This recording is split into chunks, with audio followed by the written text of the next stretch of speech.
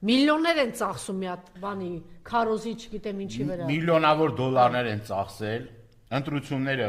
ոչ ազատ են եղել, ոչ թափանցիկ են եղել, դրա մասին խոսք էլ չկա։ Իրենց եզրափակիչ հանրահավաքին որտեղից ասես մարդ են բերել, եթե իրենք ունեն այդ քանակությամբ, ուրեմն մարդիկ, որոնք որ Գյումրիից իրենց աջակցություն են,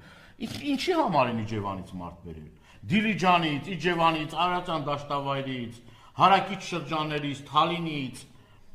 ես չգիտեմ, որտեղ Երևանից, Կոտայքի մարզից, դե թե այդքան ուրեմն աջակցություն ունեն Գյումրիում, այդ մարդկանց ինչի համար են բերել։ Դուք տեսաք դրանց հանրահավաքը եզրափակիչ։